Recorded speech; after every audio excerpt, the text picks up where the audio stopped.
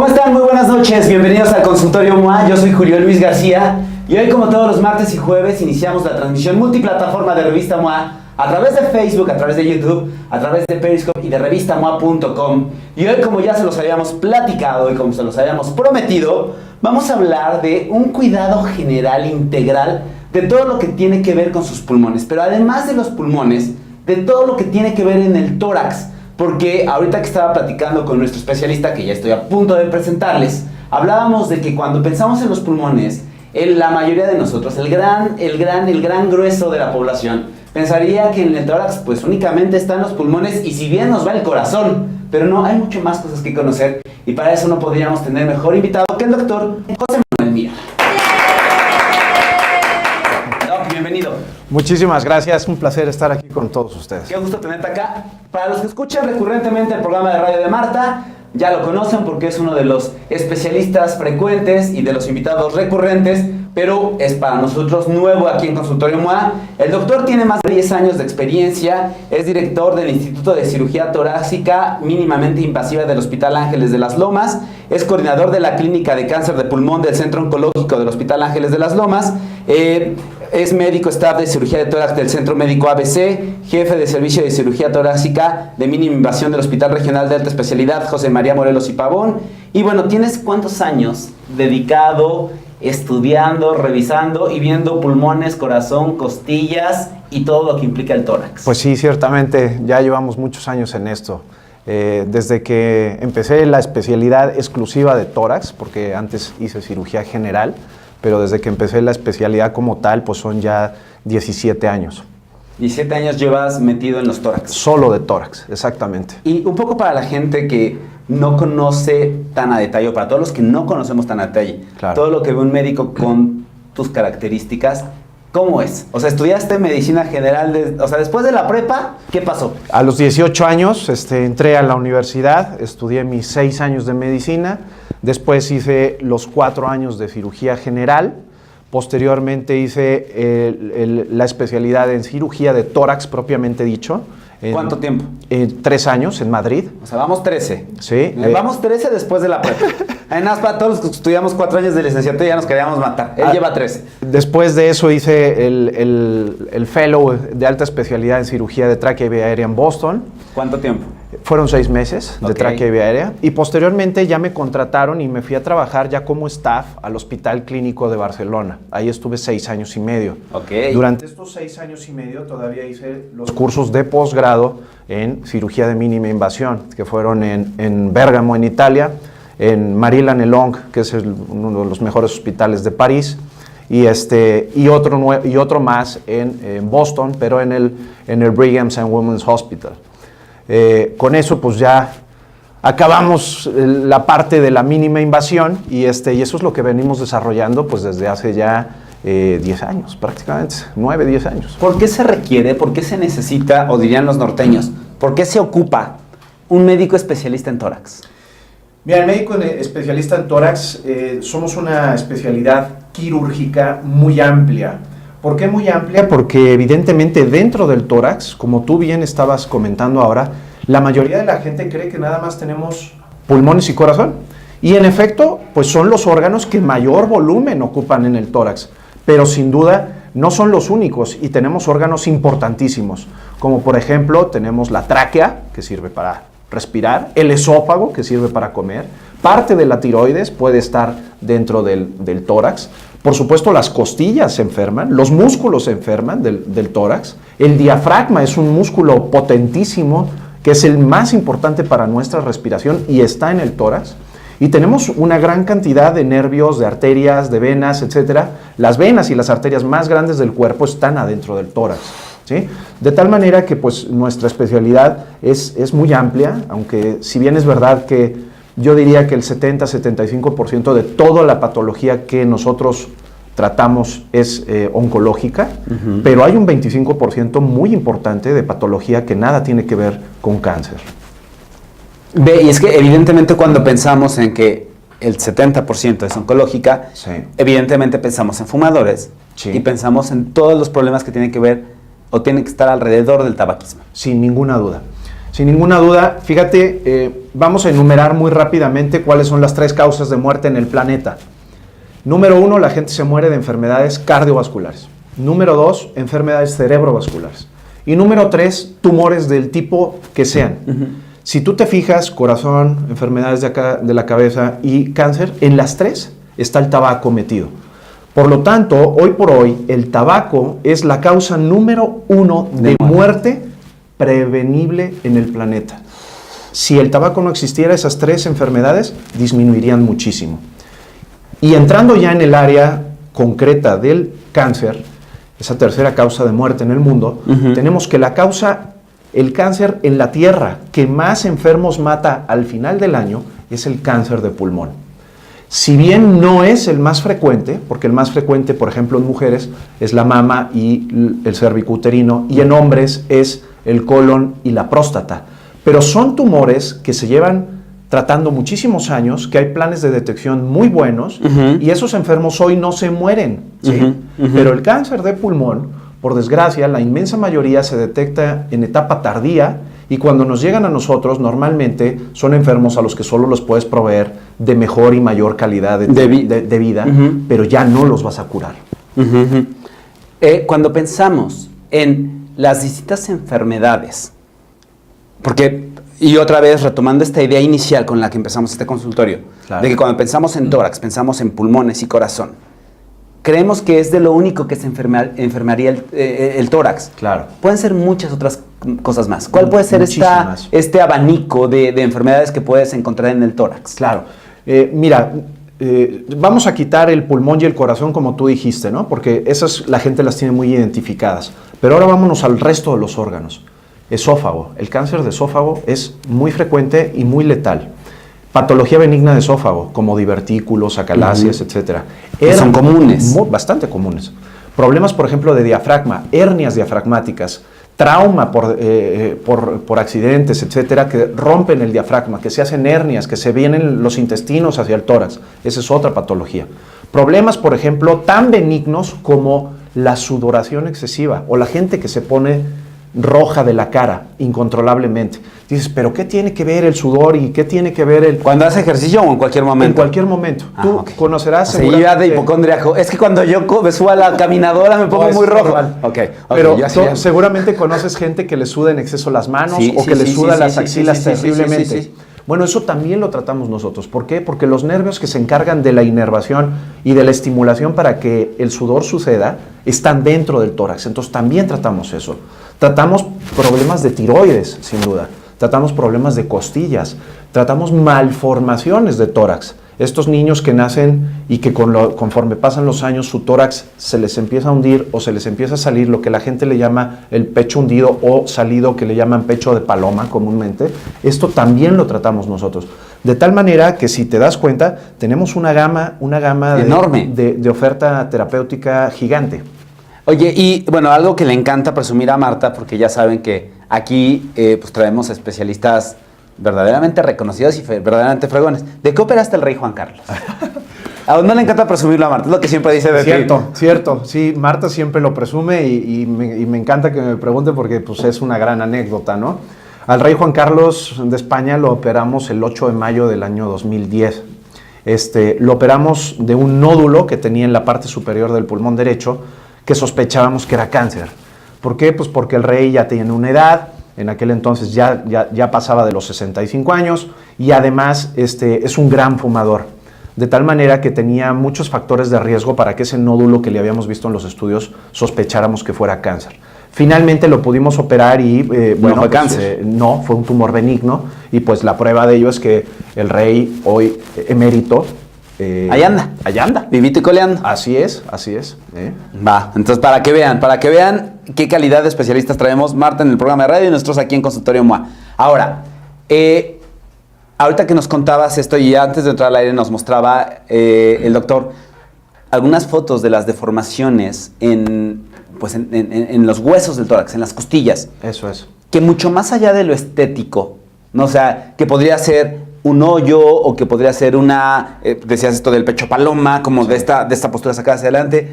¿Qué ¿qué problemas o qué bronca médica generaría estas deformaciones en las costillas? Bueno, es muy importante hablar de las malformaciones de tórax y que la gente sepa lo frecuentes que son. 1 de cada 400 niños que van a nacer en el mundo va a tener una malformación de tórax. 1 de 400. En mayor o en menor medida. Ok.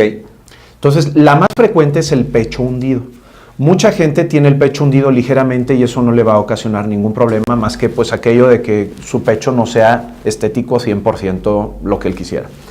Pero cuando esa deformidad es más profunda y el pecho se hunde más, el esternón puede comprimir los órganos del tórax y justo detrás del esternón... O sea, el corazón. Exactamente.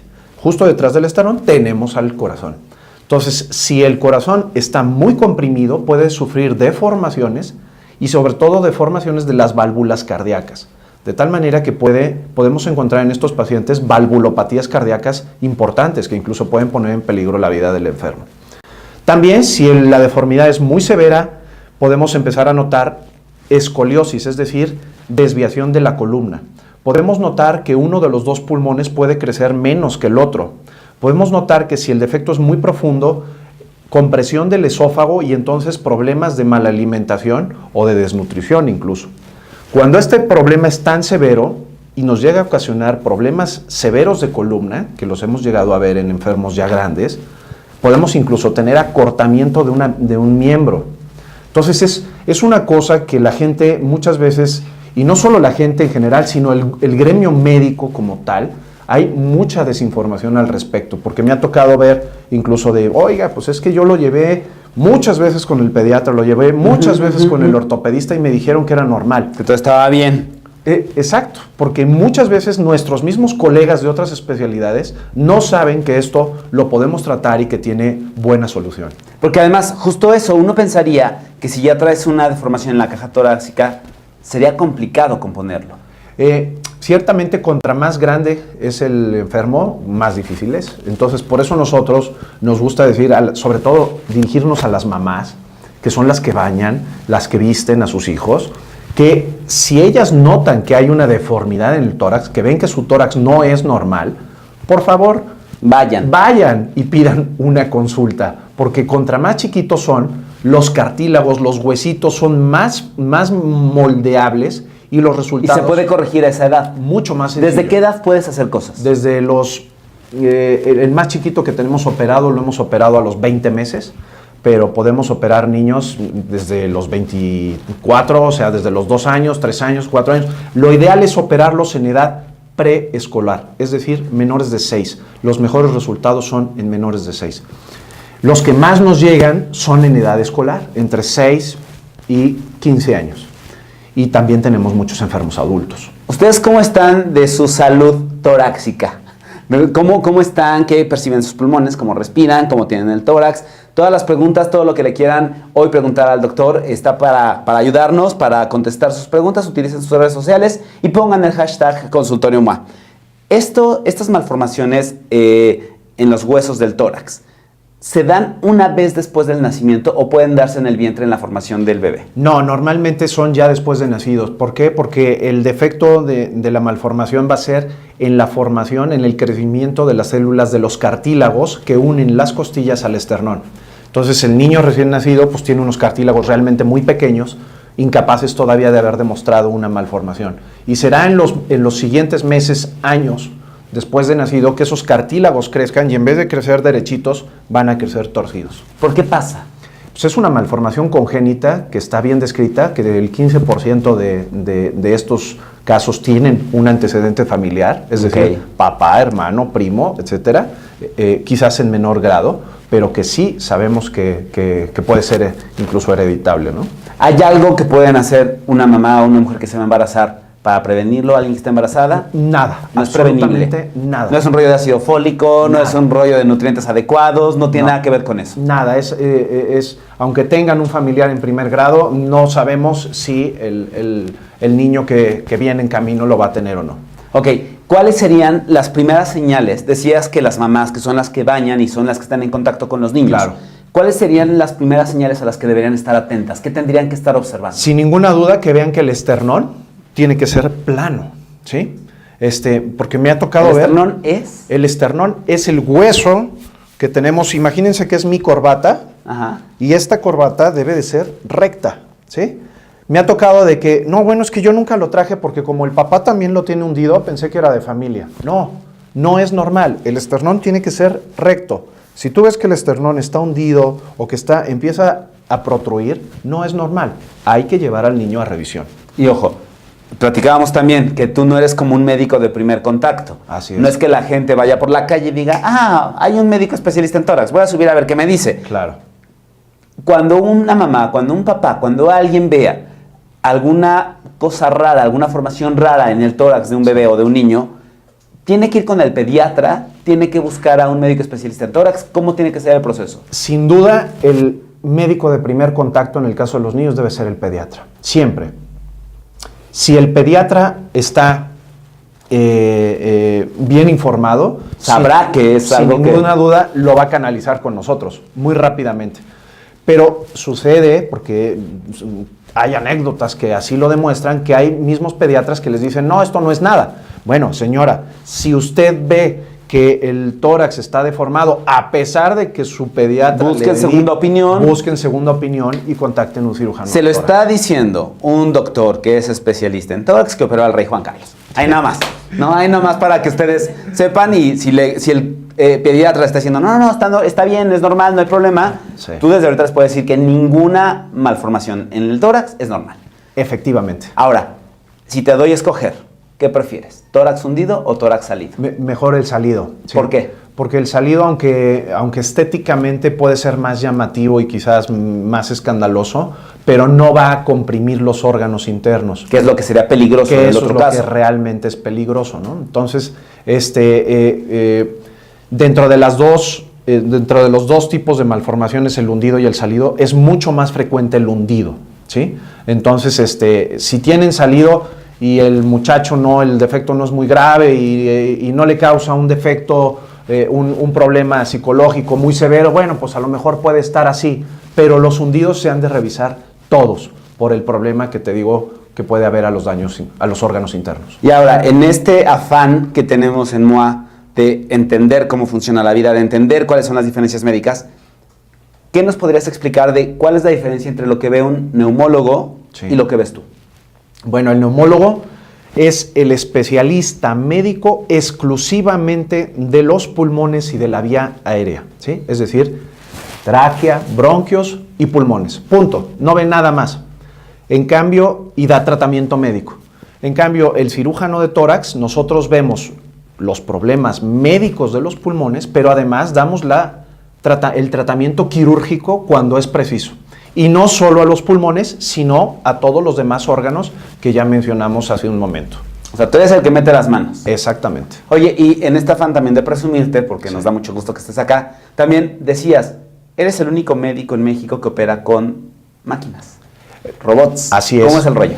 Mira, por suerte, un curso más de especialización. Otro de tus años en la escuela fue el de especializarnos en cirugía robótica de tórax. Recientemente, porque apenas fue el 28 de julio de este año, pudimos operar los primeros enfermos de cáncer de pulmón con sistema quirúrgico Da Vinci, que es el sistema robótico disponible en México. ¿Cuál es la virtud de esto? Bueno, en primera, pues es que es el sistema de más alta sofisticación para cirugía de mínima invasión en todas las áreas quirúrgicas. Se lleva utilizando ya hace muchos años en México en otras áreas, por ejemplo, la urología, ginecología, cirugía bariátrica, pero nunca se había utilizado en tórax hasta que lo hemos hecho nosotros. ¿Cuáles son las ventajas de utilizar el robot? El robot, primeramente, tiene un sistema de visualización tremendamente más avanzado que las ópticas normales de la laparoscopía. ¿Por qué? Porque el visor que nosotros utilizamos para operar es en tercera dimensión, en alta definición, y además podemos amplificar nuestro objetivo hasta por 3 en tamaño. Eso en cuanto es mucho más exacta. Muchísimo más fina la imagen. Okay. Y a esto le sumamos que los utensilios quirúrgicos que vamos a utilizar ya no son nuestras manos, sino que son pinzas robóticas, mecánicas, que conectamos a los brazos del robot y que son las que se insertan dentro del enfermo, y esas pinzas que son de 3, de 5, de 8 milímetros, de 10 milímetros, tienen una precisión muchísimo más fina que la propia mano del cirujano. Además, el robot tiene mecanismos de corrección de defectos de movimiento. Es decir, si a mí mi mano me temblara por algún motivo, el robot filtra el temblor y solo traduce el movimiento preciso que yo quiero hacer. Si, por ejemplo, alguien, mi ayudante o cualquier situación que pudiera suceder, me da un codazo, me mueve el brazo de manera brusca, etcétera, el robot... No les va a sacar el corazón, así que no se preocupen por eso. El robot identifica ese movimiento como brusco y no lo hace. No lo ejecuta. No lo ejecuta. Mira. Entonces, esto se traduce en una calidad de cirugía muchísimo más fina, y esto, por consecuencia, en una cirugía más segura y con mejores resultados para los enfermos. Ahora, una última pregunta antes de pasar a todas las que nos han mandado. Sí. ¿Cómo está su salud torácica? ¿Cómo están de los pulmones? ¿Cómo están del corazón? ¿Cómo está su tórax? ¿Es normal? ¿Tienen alguna formación distinta o que les brinque? Cuéntenos sus historias, cuéntenos sus casos, y para eso está el doctor hoy aquí en Consultorio MOA. De manera normal, afín o con efectos de prevención o con un tema meramente preventivo, ¿la gente tendría que visitar a un cirujano de tórax o a un especialista en tórax? Mira, definitivamente sí. ¿Por qué? Porque, como te dije, el 70-75% de lo que hacemos es cáncer, y dentro de este cáncer el más frecuente es el de pulmón. Entonces, hoy en día el cáncer de pulmón, como ya dijimos, es el más letal del mundo. Solamente con detección temprana se puede detectar el cáncer de pulmón a tiempo. Todos los demás enfermos serán avanzados y se van a morir de cáncer de pulmón. Entonces, la única manera es detección oportuna, y esa detección oportuna la tiene que hacer un especialista de nuestra área. Y a ver, confírmame o aclárame la duda. Sí. Cáncer de pulmón creemos que es igual a fumadores. Si yo no fumo, sí, ¿me debo preocupar por un cáncer de pulmón? ¿Te puede dar? Sí te puede dar, pero tienes muchísimas menos posibilidades que aquel que es fumador. Te voy a poner la estadística. El 85% de los cánceres de pulmón son fumadores. Ahora, de todos los cánceres en no fumadores, el tabaco no representa un porcentaje importante, ¿sí? Entonces, sí nos tenemos que preocupar del tabaco, pero hay otros factores de riesgo que también podrían desencadenar, y son esos los que nosotros tenemos que buscar, porque en México, sobre todo en la Ciudad de México, sí, los índices de contaminación son altos. Efectivamente. Respiramos no aire puro. Desde el año 2013, la Organización Mundial de la Salud catalogó ya el aire contaminado como un factor causante de cáncer de pulmón. Wow. Hasta el año 2013 era un factor de riesgo, pero a partir de septiembre, es causante. A partir de septiembre del 13 ya es un factor causante. Oye, ¿y a partir de qué edad te recomendarías que uno vaya a hacerse un chequeo contigo? Los factores de riesgo para el chequeo son los siguientes. Son muy sencillos. Que tengas más de 40 años. Que seas un fumador... Me falta muchísimo todavía, entonces ni de qué preocuparme. Que seas un fumador de más de 30 paquetes de cigarrillos al año. 30 paquetes de cigarrillos al año son más de un paquete a la semana. El año tiene 52 semanas. Así es. Entonces, si se fuman más de una cajetilla a la semana, ¿qué creen? Tienen que ir a ver al doctor. Es correcto. Si tienes agentes exposicionales, y uno de ellos es vivir en la Ciudad de México, o que no vivas en la Ciudad de México, pero trabajes con químicos, gases corrosivos, que estés en constante contacto con radiaciones, con radón, con sustancias químicas tóxicas. Número 4, que tengas alguna enfermedad que te disminuya tus defensas, como lupus, artritis, cualquiera de estas, o que estés en algún tratamiento inmunosupresor, por ejemplo, enfermos trasplantados, este tipo. Y el último, el factor hereditario, que tengas algún pariente en primer grado que haya tenido un cáncer de vía aérea o de pulmón. De tal manera que si tienes de estos 5 puntos que acabo de hablar, 2 o más, tienes que hacerte tu check-up respiratorio para detectar cáncer de pulmón. ¿Y eso es en laboratorio? Es una tomografía de tórax. El estudio, así como para la mama es la mastografía, para el cérvix el Papá Nicolau, para el cáncer de pulmón es una tomografía simple de tórax. Y ahora, pensando en que la gente que nos está viendo en este momento no entre en pánico, alguien que presente algún tema de cáncer en pulmones, sí, ¿qué posibilidades tiene de un buen tratamiento? Todos, el 100% de los cánceres de pulmón tienen tratamiento. Ojo, el tratamiento no necesariamente va a ser curativo, ¿sí? Del 100% de los enfermos con cáncer, solamente el 17% podrán recibir un tratamiento con opciones curativas. El otro 83% podrán recibir muchos tratamientos para alargar y mejorar el tiempo de vida que quede, pero van a morir de cáncer de pulmón. Entonces, insisto, la detección a tiempo es lo que los va a salvar, lo que los va a hacer caer en ese 17%. ¿Ok? Perfecto. ¿Qué dudas tienen, qué preguntas tienen para el doctor José Manuel Mier, de cómo está su salud torácica? Sí. ¿Qué dudas tienen de la formación de su caja torácica? ¿Cómo se sienten? ¿Qué dudas tienen? Para eso está hoy el doctor aquí en Consultorio MOA. Mándenos todas sus preguntas a través de redes sociales. Usen el hashtag Consultorio MOA. ¿Te late si empezamos con todas las que nos han mandado? Adelante. Yesli dice, ¿cómo se hace la detección oportuna? La detección oportuna es la que acabamos de comentar en gente de riesgo, de los que tienen 2 o más factores de riesgo, se les debe de hacer una tomografía simple de tórax. Es un estudio sencillísimo, te meten en la máquina, en el tomógrafo, es un estudio que no demora más de 5 minutos y con un estudio de 5 minutos tenemos toda la información que necesitamos. Pero ese estudio lo manda un especialista de Turnama o van ellos al laboratorio solitos, no, porque necesitan a alguien que lo interprete. Necesitan la orden, ¿no? Necesitan la orden, por supuesto, y luego una interpretación. Entonces, sí necesitan venir o con un cirujano de tórax, o con un neumólogo, o con un internista, con alguien que les pueda pedir el estudio, ¿no? Anael, ¿los tumores o el cáncer solo se puede dar en los pulmones o se puede dar en algún otro órgano del tórax? Todos los órganos de nuestro cuerpo, todos pueden desarrollar un cáncer, todos. Y cuando digo todos, son todos, desde la piel, los ojos, el cerebro, el corazón, los pulmones, la tráquea, el esófago, los riñones, todos pueden tener cáncer. Y entonces podría presentarse en cualquier otra. Sin ninguna ¿El corazón duda. puede tener cáncer? Por supuesto, sí. Hay tumores benignos y malignos del corazón. Sí. Gerardo, ¿es verdad que todos los cánceres de pulmón están relacionados con el tabaco? No todos. Ya lo decías, ¿no? Sí, ya lo decíamos. Hay algunos que tienen más relación que otros, pero los más frecuentes sí están relacionados con el tabaco. Ya decías, y se relaciona con la pregunta que nos hace Ana María Rizzo en este momento, que la contaminación a partir del 2003 en Ciudad de México se considera un factor causante de... Sí. Pero ella pregunta, ¿qué tan común es? ¿Te ha tocado ver casos de cáncer en pulmones por contaminación? Me ha tocado ver cánceres de pulmón en no fumadores, que como único factor de riesgo es el de haber vivido por muchos años en una ciudad con altos índices de contaminación. Sí me ha tocado. Porque además recuerden que en la Ciudad de México no solo estamos expuestos a los agentes contaminantes.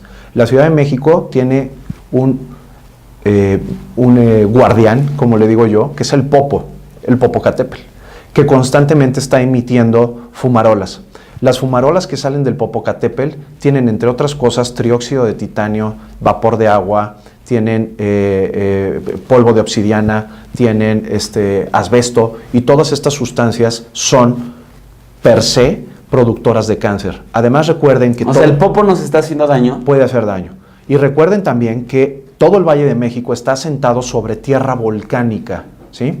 En concreto, el Pedregal está construido, la cimentación está sobre piedra volcánica. Esa piedra volcánica tiene un producto químico que se llama radón. El radón es un producto de la degradación del plutonio.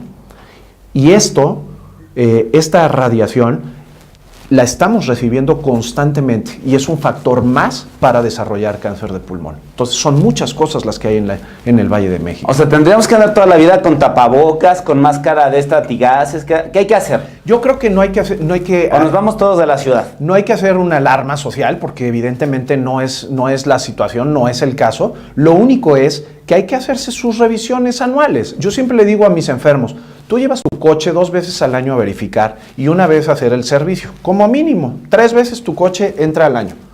¿Por qué después de una determinada edad no vienes 1 vez al año a visitar a tu médico? Las señoras se hacen su mastografía todos los años, su papá Nicolau todos los años. Deberíamos ir al dentista 2 veces al año. Exactamente. ¿Por qué no vienes si eres fumador, si vives en la Ciudad de México, si trabajas en una fábrica de asbesto, ¿por qué no vienes una vez al año a revisarte para que no tengas esos problemas? ¿Y a partir de qué edad es esa revisión? 40 años. 40 años. Sí. La edad todo lo descompone, ¿verdad? Sin duda. Todo por servirse Qué mal acaba. humor. Qué mal humor. Sí. Mariana dice, ¿cada cuándo entonces se tendría que hacer un check-up para prevenir cáncer de pulmón si no fumo?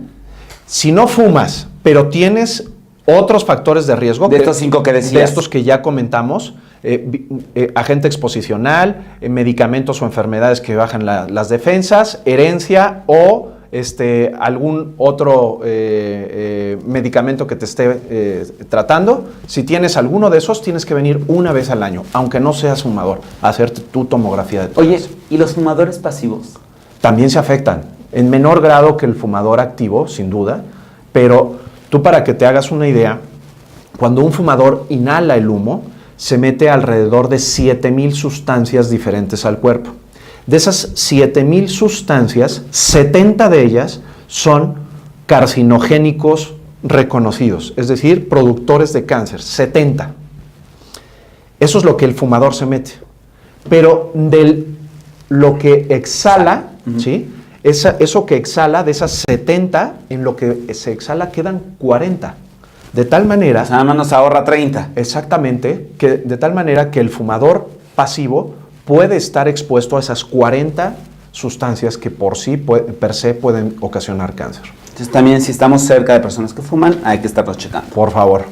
Ok, Gris dice, tengo una hija de 14 años y le cuesta trabajo respirar. Ya la mandaron al siglo XXI y le pusieron el Holter. Okay. Y todo bien, pero ella sigue con malestar y dijo que quizás sean los pulmones porque no está respirando bien. Eso entendí. ¿Qué puede ser? Mira, las dificultades para respirar, lo que médicamente le llamamos como disnea, puede tener un sinnúmero de causas, de factores causantes, ¿no? Pueden ser desde problemas pulmonares, problemas cardíacos, hasta problemas digestivos, gente que tiene regurgitación y que no respira adecuadamente. Lo que hay que hacer es una revisión integral, un buen interrogatorio de la paciente e identificar cuáles pueden ser las cosas más frecuentes que puede tener mal. Si dice que le hicieron ya un Holter, eso es porque algo le vieron en el corazón. Probablemente alguna arritmia, probablemente alguna valvulopatía, podría ser, ¿sí? Si eso ya se estudió y ya se descartó y dijeron, corazón, ok, entonces hay que buscar otro órgano afectado. Sin ninguna duda, el que hay que revisar ahora pues son los pulmones, ¿no? Y dentro de los pulmones pues hay un gran número de estudios que se pueden hacer. Aquí lo importante sería ver a la enferma para poder determinar cuáles son los que le corresponden a ella, ¿no? Ok. Zaira, ¿qué es un neumotórax y cuántos grados o niveles hay? El neumotórax es una patología bastante frecuente que vemos con relativa frecuencia, y esto es lo siguiente. El pulmón es como un globo, ¿sí? Es un globo que constantemente entra aire, saca aire, entra aire, saca aire. Eso es lo que es el pulmón, un globo. Ese globo en un momento dado, como un globo, se puede ponchar, ¿sí? Si ese globo se poncha, si ese pulmón se poncha, ¿qué le pasaría a un globo que se poncha? Se hace chiquito. Entonces, y deja de funcionar. Entonces, si el pulmón se poncha y se hace chiquito, toda esa cavidad que tenemos en el tórax, que ahora ya no ocupa el pulmón porque se hizo chiquito, se va a llenar de aire. Y eso es lo que se llama un neumotórax, ¿sí? ¿Cuántos grados hay? Pues hay 3 grados, que es el parcial, cuando se poncha, por decirlo de alguna manera muy coloquial, poquito; el completo, que es cuando el pulmón se colapsa completamente y no queda nada de pulmón; y el parcial, que es cuando se queda en medio, ¿sí? Cualquiera de los 3 amerita un tratamiento inmediato para, pues esto es como si se te poncha la llanta de tu coche, Claro. la tienes que arreglar ya, antes de que se descomponga. ¿Y se puede otra arreglar? cosa. Sí, por supuesto, y además de una manera muy sencilla. ¿Cómo se arregla? Se coloca un drenaje, un tubito en el tórax, que lo que hace es extraer el aire ese que se quedó adentro y permitir que el pulmón se vuelva a inflar. O sea, pero no como que se parche el pulmón, o se Cuando coses o sí, algo. Sí, porque los neumotórax también se pueden dar en pulmones enfermos. Por ejemplo, cuando tienen EPOC, cuando tienen fibrosis quística, cuando tienen fibrosis pulmonar. Cuando estas enfermedades se presentan, entonces el pulmón pierde su capacidad de cicatrización normal y entonces sí tienes que entrar a parchar, que no es literal lo que hacemos es reparar la fuga aérea que tiene el pulmón. Ok. Pamela, ¿me podrías decir por qué me cuesta trabajo respirar hondo? Eso me implica bostezar o suspirar. No puedo llenar completamente los pulmones. Bostezar es un fenómeno perfectamente reconocido y que sabemos perfectamente para qué sirve, ¿sí? Cuando tú te estás quedando dormido, empiezas a bostezar. Porque cuando uno se queda dormido, retienes más CO2 y tienes menos oxígeno en tu sangre. Entonces, el CO2 lo que hace es aletargarte, quedarte así como digamos, somnoliento, ¿sí? Entonces, cuando tú tienes exceso de CO2, es decir, que te estás empezando a quedar, ¿qué es lo que haces? Bostezas. Entonces, haces oxigenar. A la hora de que bostezas, estás metiendo una gran cantidad de aire que lo que está haciendo es oxigenar tu cuerpo para que despiertes. Sí, compensarlo para que despiertes. Entonces, bostezar es una cosa completamente fisiológica, sanísima, ¿sí? Ahora bien, ¿por qué le cuesta respirar a ella? Pues habría que revisarla. Bostezar puede ser por 25 causas diferentes. ¿Por qué le cuesta respirar? Pues por 25 causas diferentes. Todos los enfermos, recordemos que aquí no hay recetas de cocinas para los enfermos. Cada enfermo es diferente, cada enfermo hay que revisarlo bien y pedirle a veces cuando procede los estudios pertinentes, ¿no? A ver, creo que la pregunta con la que debe haber empezado este consultorio es ¿cómo tenemos que respirar? O sea, en un ejercicio diagnóstico que nos pudieras dar, ¿cómo podemos saber si estamos respirando bien? Ninguno de nosotros se tiene que preocupar por cómo vamos a respirar. Y así. Porque respirar es una de las funciones autónomas de nuestro cuerpo, ¿sí? Que ni siquiera somos conscientes de eso 100% del tiempo. Vamos a repasar muy rápido cuáles son los 3 tipos de nervios que tenemos en el cuerpo. A ver. Tenemos 3 tipos de nervios. El nervio sensitivo, que son los que nos duelen o nos duele, presión, calor, frío, etcétera. Esos son los nervios sensitivos. Número 2, los nervios motores, que son los que se encargan de ir a los músculos y de facilitar nuestros movimientos. Y número 3, el sistema nervioso autónomo, que es el que se encarga de que el corazón lata, que los riñones trabajen, que los pulmones respiren. De tal manera que nosotros no nos debemos de preocupar si estamos sanos de cómo vamos a respirar o no. Sí hay enfermedades nerviosas, sí hay enfermedades de otros órganos que pueden alterar esta fisiología normal de los pulmones, incluso daño a los nervios. Y entonces hay cambios en el patrón de la respiración. Pero yo lo que le diría a la gente es, tú no te tienes que preocupar por cómo respiras. Si tú ves que te cuesta respirar o que hay algún cambio, entonces sí, busca un especialista que te atienda. Citlali dice, ¿hay algún consejo que nos puedas dar para el cuidado de nuestros pulmones? Yo había escuchado que comer mucha cebolla ayuda, pero me gustaría saber, aparte de lo típico, que es hacer ejercicio. Sí.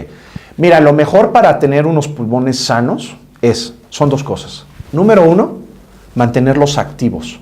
Contra más trabajen nuestros pulmones, más limpios están, más oxigenados. O sea, como respirar hondo, aguantar la respiración. Caminar, hacer ejercicio, estar activos. ¿Los cambios del ritmo respiratorio son buenos? Sin duda, sí. Contra más ejercicio, más actividad física tengas, lo que comúnmente conocemos como ejercicio cardiovascular, eso va a mantener a tus pulmones más sanos, número 1. Y número 2, tenerlos muy bien hidratados, ¿sí?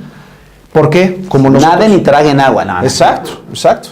Porque claramente pues, nuestros pulmones lo que producen son mocos, ¿sí? Entonces, si estamos bien hidratados, nuestras secreciones, nuestros mocos, nuestros fluidos pulmonares van a ser menos viscosos, más fluidos y van a desarrollar menos infecciones, vamos a tener menos problemas de congestión, etcétera, y eso va a hacer que nuestra calidad de respiración sea mejor. Por lo tanto, ejercicio y muy buena hidratación.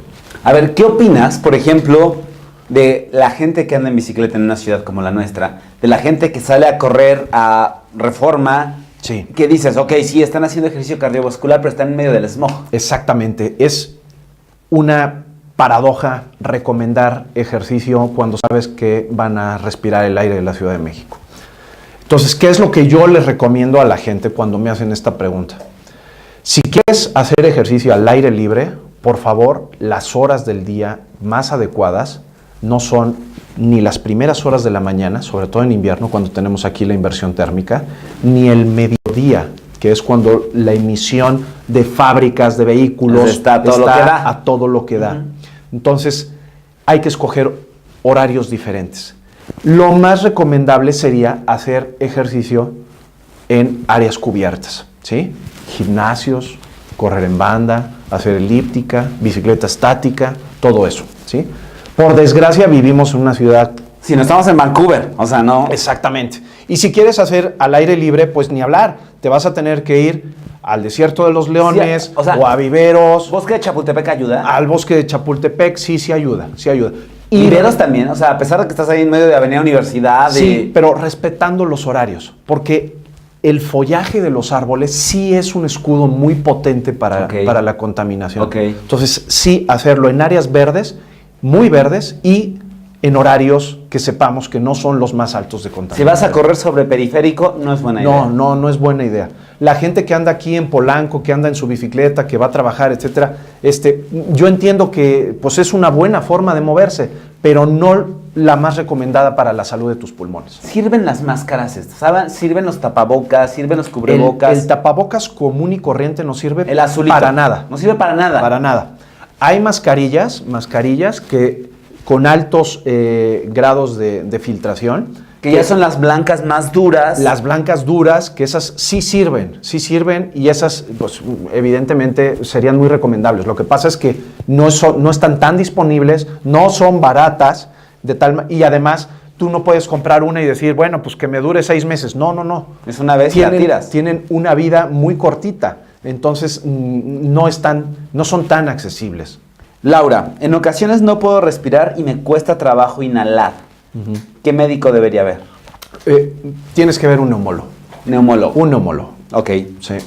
MMB dice, tengo una pregunta. Mi mamá tiene asma, pero también le dijeron que su corazón está cansado. ¿Cree que tenga que llevar a mi madre con un especialista como usted? Mira, a mí me gustaría, número uno, si es una señora grande que tiene asma, hay que confirmar que sea un asma y no otra cosa, porque en el tema del asma a veces hay se utiliza mucho ese diagnóstico cuando en realidad no es lo que tienen, ¿no? Entonces, sí podría venir conmigo, podría venir con un neumólogo. Si tiene problemas de corazón, pues evidentemente con un cardiólogo. Claro. Anelisa, mi hijo de 2 años nació con el pecho hundido. ¿Se puede solucionar? ¿Ya se podría operar? ¿Cuántos años? 2 años. Con 2 años ya se puede operar y son los que mejor quedan. ¿El más joven que has operado? El más jovencito, 20 meses que he operado. Menos de 2 años. Así es. Y ya se soluciona desde ese momento para siempre. Para siempre. Ok. Sí. Vivi, si tuve un soplo removible cuando nací, ¿se me puede salir de nuevo ahora que soy grande? Normalmente los niños recién nacidos, incluso hasta los primeros 2 añitos de vida, pueden tener un soplo, ¿sí? Que es lo más común es que tengan una comunicación de la aurícula derecha a la aurícula izquierda. Normalmente esos soplos, conforme crece el corazón, se quita. Si el soplo persiste más allá de los 18 o 20 meses, entonces sí es necesario una revisión por el cardiólogo. Ana, tengo como 1 año con un sonido al respirar profundo y como que me pica la espalda o pulmón de repente. Según un neumólogo me dijo que tenía rinosinusitis. Bueno, el problema de rinosinusitis pues es bastante frecuente en la Ciudad de México, la contaminación. ¿Qué es la rinosinusitis? La rinosinusitis es cuando tu mucosa de la nariz y de los senos paranasales, es decir, de los huecos, de las cavidades que tenemos en la cara, es decir, aquí en los huesos, en la frente, tenemos con cavidades, ¿sí? Entonces, se llenan de moco. Se llenan de moco, correcto. Entonces, cuando tú te suenas y dices, pero ¿de dónde, Dios mío, de dónde sale tanto? Que pueden ser litros y litros, exacto, y toneladas pues, y toneladas. Son esas cavidades que tenemos en la cara que se están vaciando. Entonces, la rinosinusitis es muy frecuente en la Ciudad de México. ¿Por qué? Porque hay mucha contaminación, número 1, y número 2, porque vivimos en un ambiente muy seco. Entonces, ¿qué es lo más recomendable? 1, que vea un otorrino en vez de un neumólogo, y 2, que se mantenga muy bien hidratada para que la mucosa esté más sana. A ver, aquí nos encantan las asquerosidades, sí. Esa es la realidad. Danos una radiografía del moco. Del moco transparente y líquido hasta el verde espeso amarillo radioactivo que casi cobra vida, sale caminando por la banqueta. Nosotros producimos todos los días grandes cantidades de moco. Todo el tiempo, no solo cuando tenemos gripa ni... Nuestro cuerpo recordemos que somos 3/4 partes de agua, y eso no es una excepción para los pulmones y la vía aérea, ¿sí? De tal manera que constantemente estamos produciendo moco. Lo normal, el moco sano, pues es un moco fluido, no espeso y transparente. Ese es un moco normal. En la medida que esos mocos se hagan más espesos o que cambien de color y vayan siendo más turbios, transparentes turbios, grises, amarillos, verdes, marrones o incluso con sangre, evidentemente eso nos habla de un proceso grave, ¿no? O sea, que algo está pasando seriamente ahí y hay que darle atención pronta. ¿Cada cuándo se tiene que sonar uno la nariz? Si no tienes secreciones abundantes, no te tienes que sonar, claramente. O sea, te tienes que sonar cuando tú sientas que estás congestionado, punto. Como repito nuevamente, ¿cómo le vas a dar salubridad a tu mucosa nasal? Estando bien hidratado, manteniéndote en climas que no sean muy secos. Si vives en la Ciudad de México, pues ni hablar, es un ambiente seco. A la gente que sufre de esto, pues, ¿qué se les recomienda? Que hagan nebulizaciones, que tengan un nebulizador en casa, que lo pongan en la cocina, que lo pongan en la salita de la tele, en su habitación antes de irse a dormir. Para estar humedeciendo el ambiente. Exactamente. Los aviones también están... El avión es terriblemente seco, terriblemente seco. Sí. Ok, sí, a todos los que nos subimos a los aviones y de repente sentimos la garganta seca y como que un poco hasta rasposa. Es terriblemente, bueno, no, voy a entrar muy rápido en el tema del avión porque es una cosa que me encanta, pero el aire que respiramos en los aviones es terriblemente nocivo. ¿Por qué? Porque el aire que respiramos en los aviones es un filtrado que se recicla constantemente del aire que entra por las turbinas de los aviones, ¿sí? Pero cuando entra por la turbina del avión, tiene un filtro que hace que ese aire entre a la cabina del avión y empiece a circular. Pero ojo con esto, cuando ese aire entra por la turbina del avión, pasa por el motor del avión.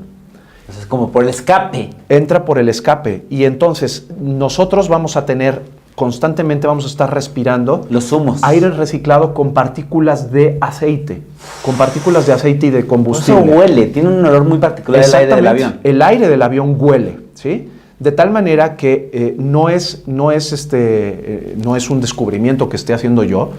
El personal de vuelo, azafatas, pilotos, etcétera, tienen algunos tipos de cáncer mucho más frecuentes que otras profesiones. Por ejemplo, el cáncer de mama es más frecuente en azafatas que en mujeres que se dedican a otra cosa. Y es por esto.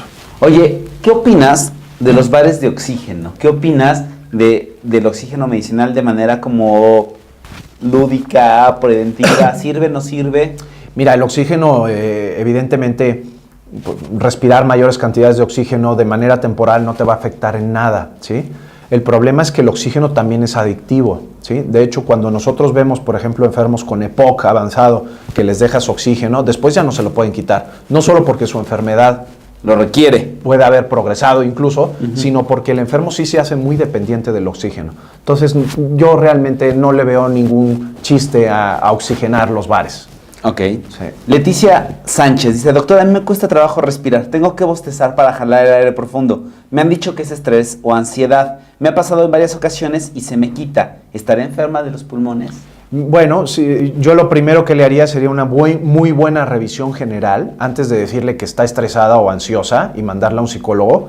Siempre las enfermedades psicológicas, psiquiátricas, son enfermedades de descarte. Primero hay que diagnosticar al enfermo y asegurarnos de que no tiene ningún problema orgánico. Si no tiene ningún problema orgánico, entonces ya podemos pensar en un problema psicológico. Pero lo primero sería hacerle una revisión física. Mira, otro. Doc, me cuesta trabajo respirar. Ya me realicé una endoscopía y todo salió bien. El gastro me comentó que es ansiedad. ¿Qué debo hacer? El dolor en el tórax es muy fuerte y a veces me despierta en la noche. Correcto. Mira, si le hicieron una endoscopía, quizás pensaron en que tendría una hernia yatal o quizás reflujo, gastritis, etc. Si eso ya se descartó, nos tenemos que ir al siguiente órgano y tendríamos que hacer nuevamente una revisión pulmonar. ¿Y es contigo o es con el neumólogo? Con neumólogo. Con neumólogo. Busca un neumólogo. Sí. Tenemos datos de algunos neumólogos aquí en Revista MOA. Ahorita les podemos poner ahí en redes sociales algunos datos para que para que se puedan consultar. Me llama mucho la atención de mucha gente que le cuesta trabajo respirar. Pues es que vivimos en una ciudad terriblemente contaminada, o sea, tenemos muchos problemas de salud respiratoria. Viri dice, mi mamá tiene un bulto en el tórax, en las radiografías se ve, podría ser un tumor. Sin duda, por favor, que no lo dejen pasar. ¿Y eso quién lo ve? Sin duda yo. Tú, claro. Vamos a dar tus datos ahorita al Sí, final, ¿no? sí. Para que te consulten. No dejemos pasar esas cosas. O sea, No. si ya en una radiografía se ve algo, Es que, no perdamos tiempo, caray, de verdad. o sea, si te sale una mancha en la cara, no la dejarías pasar, ¿no? Bueno, pues si te sale una bola en el tórax, por favor atiéndanlo pronto. Zulema, hace unas semanas no puedo voltear hacia la derecha, me causa mucho dolor. Si volteo brusco, me queda dolorido un buen rato. La sensación es como si me acalambrara a la altura del pulmón y debo esperar un buen rato a que se me pase. Nunca he fumado. Bueno, eso así como suena, Muscular, ¿no? parece más una contractura muscular. O sea, que a lo mejor un movimiento brusco, si haces ejercicio o algo. Sí. Yo ya en médico. Mercedes Acosta te puede ver. Ahorita te damos también los datos de Mercedes Acosta, nuestro quiropráctica, que te podría estar revisando. Eva, hola, en fibrosis pulmonar, ¿cómo vamos en tratamientos ya aquí en México? Muy bien, muy bien. Hay que decir que México es uno de los países punteros en investigación y en tratamiento de fibrosis pulmonar. De hecho, grandes avances de la terapia en fibrosis pulmonar se han llevado a cabo en México. Hoy en día los tratamientos más novedosos son los anticuerpos monoclonales. Son terapias muy sofisticadas, muy buenas.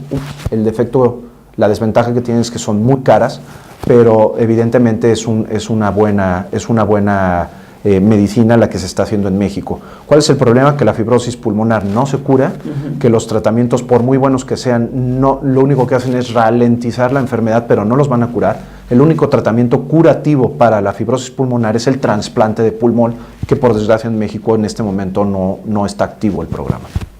Yesley dice, ¿el cáncer de tiroides se puede convertir en cáncer de pulmón? Sí. ¿Por qué? Porque el cáncer de tiroides es un órgano que tenemos en la base del cuello y cuando este cáncer progresa y se hace avanzado, el primer lugar o uno de los primeros lugares preferidos para dar metástasis son los pulmones.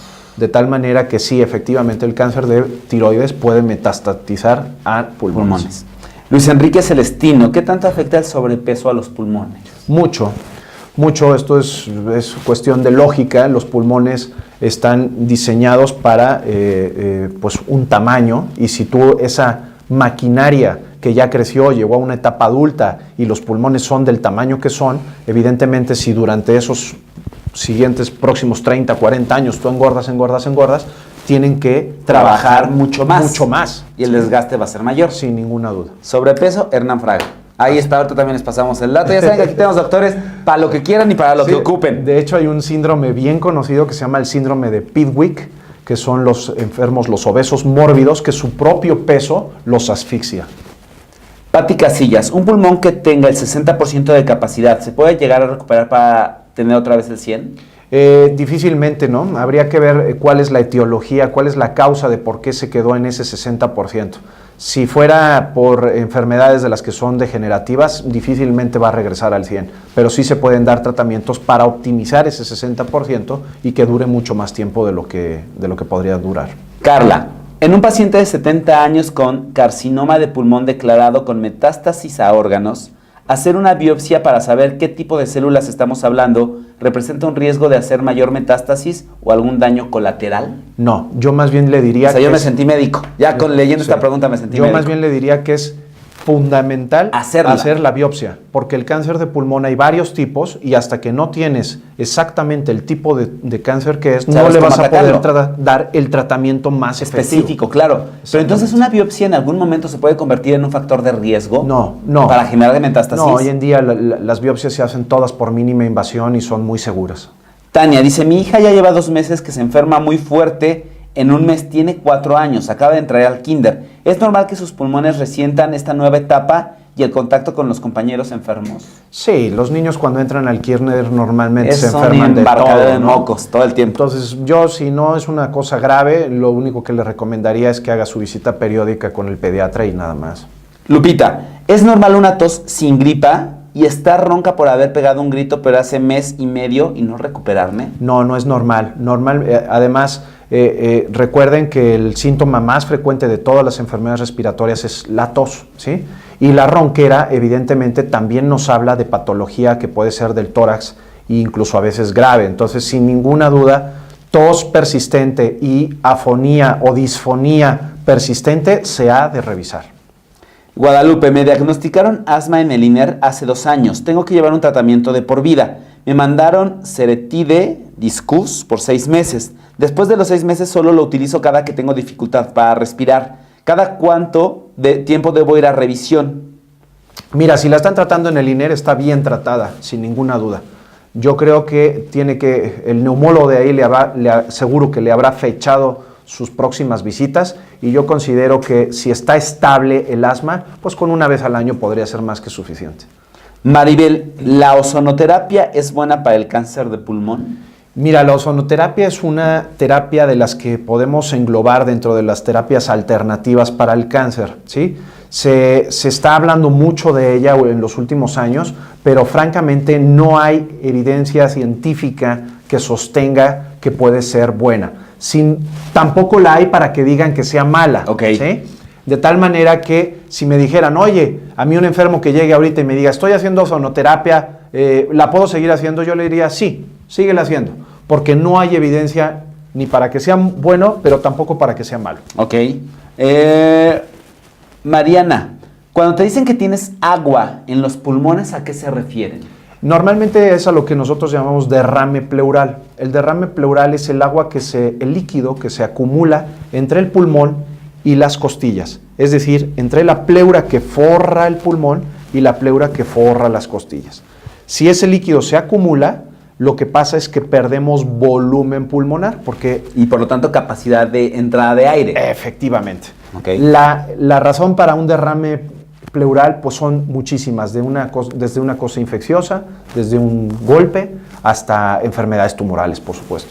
Maribel, ¿se recomienda una cirugía para una paciente con tumor en el pulmón de 80 años? Por supuesto.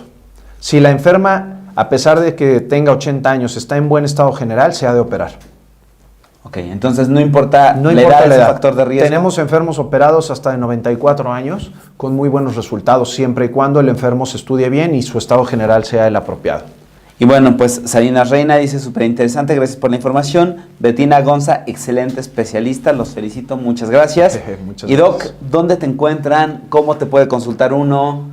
Mira, yo estoy en el Hospital Ángeles de las Lomas, en el Instituto de Cirugía Torácica, ahí me encuentran, pero lo más sencillo es busquen mi nombre en Google y van a encontrar todo lo que les haga falta. El doctor que operó al rey Juan Carlos, ahí le sale. Exactamente. En Google ponen José Manuel Mier y me encuentran seguro.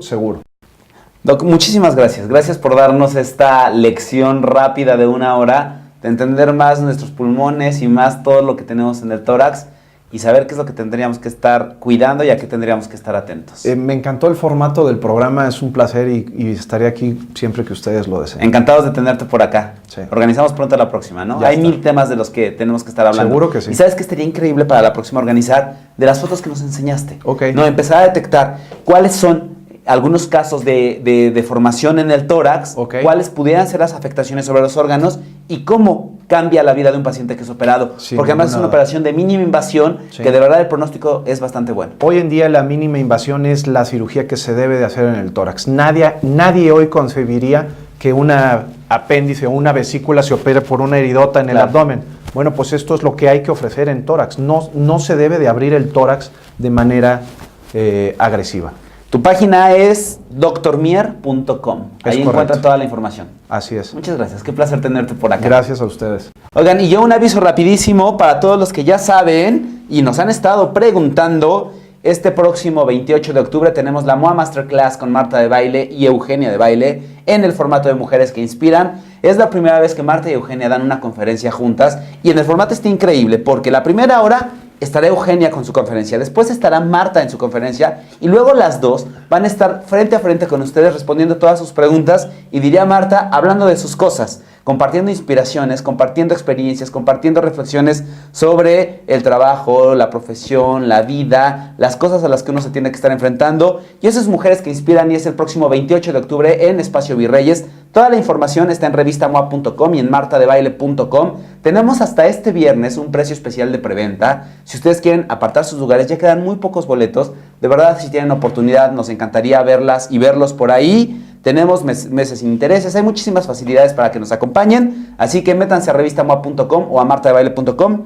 y ahí viene toda la información para que nos acompañen el próximo 28 de octubre a mujeres que inspiran en este formato de MOA Masterclass. Doc, otra vez muchísimas gracias. Un placer. Te vemos pronto por acá. Ojalá. Nos vemos el jueves en Consultorio MOA. Yo soy Julio Luis García. Que tengan una excelente noche. Que descansen. Bye.